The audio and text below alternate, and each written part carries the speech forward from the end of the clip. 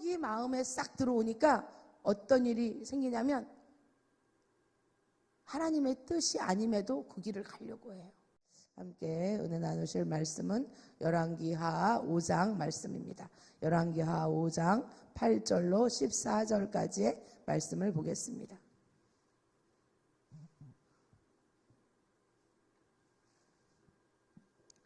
8절로 14절까지의 말씀 조금 길지만 우리 함께 말씀을 합독하겠습니다.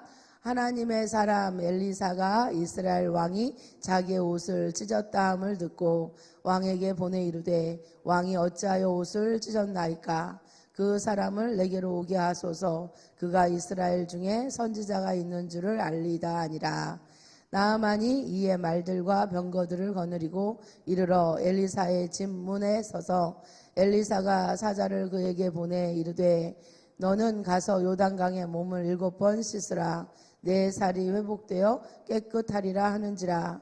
나아만이 노하여 물러가며 이르되 내 생각에는 그가 내게로 와서 서서 그의 하나님 여호와의 이름을 부르고 그의 손을 그 부위 위에 흔들어 나병을 고칠까 하였도다. 다메섹강 아바나와 바르발은 이스라엘 모든 강물보다 낫지 아니하냐.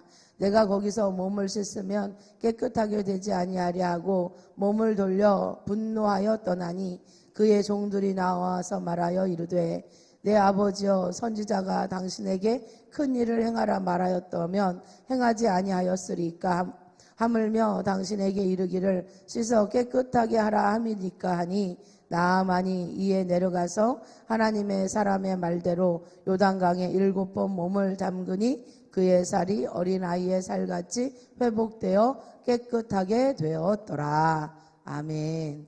오늘 전체 5장 전체 말씀을 가지고 오늘 나아만 장군의 종과 엘리사 선지자의 사환이라는 제목으로 함께 은혜를 나누기를 원합니다. 제가 새벽에 아름다운 목소리로 말씀을 전하면 얼마나 좋겠습니까? 그래가지고 목에 기름을 치느라고 고기도 먹어보고 생선도 잡숴보고 좋다는 건 배즙도 먹어보고 이렇게 열심히 노력을 함에도 불구하고 제 뜻대로 내 마음대로 안 되는 것이 있었으니 오늘도 제가 제 찬양 소리를 들으며 앉아있는 분들이 참으로 힘들겠구나 라는 생각을 합니다. 그럼에도 불구하고 여러분이 너른 마음으로 양해해 주시고 이해해 주시기를 바랍니다. 소리를 내려고 하는데 잘 안 나와요. 이 목소리가 제가 아닌데. 자, 5장에는 나아만 장군의 이야기가 기록되어 있습니다. 어린아이들도 많이 설교해서 나병 환자가 어린아이의 살처럼 하얗게 버들버들했던 그런 기적의 내용을 담고 있습니다. 내용은 조금 설명하면 그렇습니다. 나아만 장군이 아람 나라의 군대 장관이에요.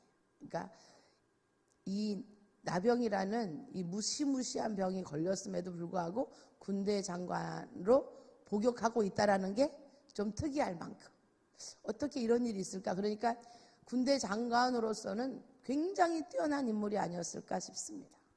나병이 걸려서 같은 공동체를 이룰 수 없는 사람인 것을 왕이 알고도 이 아람의 군대 장관의 자리에 계속 앉혀놔야 했던 인물이 나아만 장군. 그런데 이 나아만 장군의 집에 이스라엘과 전쟁하다가 포로로 잡아온 작은 아이가 우리가 읽지 않았던 앞면에 기록이 되어 있습니다. 그 아이가 나아만 장군이 나병이라는 얘기를 자꾸 듣고 그것 때문에 너무 힘들어하는 걸 보면서 담대하게 얘기하는 거예요. 우리 주인이 나아만 장군이 내가 자라고 태어나고 자랐던 이스라엘의 엘리사라고 하는 선지자 앞에 섰다라고 한다면 이 병이 나을 텐데.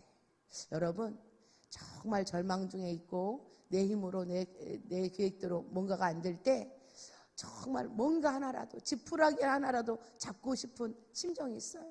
나이가 들면 왜 그렇게 속아서 이상한 약들을 많이 구입하나 그게 이해가 안 되더라고요. 아니 대학도 나오셨어 보니까. 아니 그리고 공직생활도 오래 했어. 그런데 왜 저런 약을 살까? 그런데 나이가 드니까요. 이게 목이 안 나오니까 뭐 먹으면 목이 좋아진대. 이 말 한마디가 그걸 하고 있더라니까요. 들기름을 먹으면 기름칠해져가지고 목소리가 잘 나온대. 들기름을. 그런 제가 나이가 더 많이 먹어서 막 몸이 아프고 병원에 가도 약을 먹어도 소용이 없는데 어떤 사람들이 와서 이야기 만병통치약이래 그러면 귀가 약간 솔깃할 것 같아요. 오늘 이 나아만 장군이 어린 아이에, 그것도 자국민도 아니고 포로로 잡아온 이 작은 아이의 이야기에 귀가 솔깃해졌다는 거 아니에요. 그래서 왕한테 가서 얘기해요. 왕이요, 생각을 해보십시오. 왕이요, 이 장군이 이 나병을 고칠 수 있는 사람이 이스라엘 적군이거든요. 대치하는 나라예요. 이 적군에 그런 선지자가 있다는데 왕이 이스라엘 왕에게 친필을 하나 써주십시오. 그럼 내가 그 친필을 가지고 가서 이 나병을 고치고 오겠습니다. 이게 설정 자체가 말이 안 돼요. 그런데도 그 나병을 고칠 수만 있다면 내가 무엇을 못하랴, 그런 마음으로 왕에게 그 친필을 받아온 왕이 이스라엘 왕에게 편지를 써요. 이 사람은 우리 아람 군대에 굉장히 존귀한 자인데 이렇게 나병이 걸렸으니 거기 가면 낫는다고 하더라. 그러니까 당신은 군대 장관을 좀 고쳐주시오. 이렇게 편지를 써서 그걸 딱 읽어보니까 이제 이스라엘 왕이 그걸 읽어보니까 얼마나 기가 막힙니까? 옷을 찢는 거죠. 세상에, 내가 하나님이냐? 내가 이걸 어떻게 고치냐? 이걸 가지고 빌미를 삼아서 또 저 아람이 이 나라를 공격하고 치려고 하는 속셈이 아니냐? 이제 군대 장관을 보내가지고 우리나라를 정탐할 뿐만 아니라 이제 나를 죽이려고 하는구나. 그러면서 막 대성통곡을 하는 거죠. 사랑하는 성도 여러분, 근데 그것을 이미 누가 알았냐면 엘리사 선지자가 알아요. 영성이 뭐 말할 수 없을 만큼 뛰어난 분이 아닙니까? 그러니까 자기의 종을 보내서 왕한테 왜 옷을 찢습니까? 그 사람이 여기에 선지자가 있다는 걸 알 테니까 그 사람을 나에게 보내십시오. 그래가지고 이제 나아만 장군이 드디어 그 자기 집에 있던 작은 아이가 말한 그 엘리사 선지자의 집을 향해서 출발해가지고 도착했습니다. 얼마나 기대가 되겠어요? 얼마나 지금 자기가 굽히고 지금 들어온 거거든요. 얼마나 내가 돈을 줘서라도, 요구하는 모든 걸 다 줘서라도 내가 이 몸을 고치기만 한다면 내 인생은 이제 정말 아스팔트 위를 달리는 자동차와 같아, 이런 마음이었을 것 같아요. 그런데 도착했는데 엘리사 선지자가 나와 보지도 않아. 게하시라고 하는 사환이 쫄래쫄래 오더니 우리 선지자님이 그러시는데요, 장군님, 저기 가면 우리나라에 요단강이라는 강이 있거든요. 근데 이 요단강을 제가 갔다 왔어요. 여러분, 요단강이요, 그냥 우리나라로 보면 하천 같아요. 아주 조그만. 여기서부터 물이 많이 차지 않을 때인데 여기서부터 요만큼 하천인데 물이 건너갈 수 있을 것 같아. 내 마음에. 깊이는 잘 모르겠는데 색깔이 어떤 색깔이냐, 꼭 흙탕물 색깔이야. 물이 이렇게 맑고 막 이런 물이 아니었어요. 그런데 이 나아만 장군 때도 그러지 않았나 싶어요. 나아만 장군이 이미 알고 있었어요. 뭐? 요단강에서 몸을 씻으라고? 우리나라 아람 나라에는 이 요단강은 비교할 수 없는 얼마나 깨끗하고 좋은 강들이 많은데 내가 거기서 7번 씻으라고? 막 화가 난 거예요. 자기가 개무시 당한 것 같아. 지금 적군에 왔는데, 아니 왕도 뭐 옷을 찢질 않나? 아니 이 선지자는 나와 보지도 않고 자기가 생각하기에는, 여기 딱 말해, 내 생각에는 그가 막 날려 나와가지고 내 몸에다 손을 얹고 막 안수를 하든지 몸을 흔들든지 아니면 다 하나님 앞에 뭐 예배를 드리든지 뭔가 좀 특별한 그런 거를 기대한 거죠. 그런데 콧배기도 안 보이고 종 하나 보내더니 지금 그런 대우를 받을 사람이 아니거든요, 자기 위치가. 그런데 기가 막힌 거죠. 그래 화가 나가지고 이것들을 내가 가만두지 않을 거야, 이런 마음을 두고 불쾌하기가 이루 말할 수 없어서 돌이키려고 하는데 그 종들이 그 나아만 장군한테 와서 딱 한마디를 하는 거예요. 제가 여러분에게 읽어드리겠습니다. 뭐라고 말하냐면, 큰 일을 행하라고 만약에 말했다면 행하지 아니하였으리까? 씻어 깨끗하게 하라 하신데 어찌 안 하시겠습니까? 그 말 한마디를 탁 던지는 거예요. 아니 더 큰 일을, 더 어려운 일을 해서 나병이 낫겠다고 하면 그거 안 하겠습니까? 여기 뭐 때문에 왔습니까? 고치러 왔잖아요.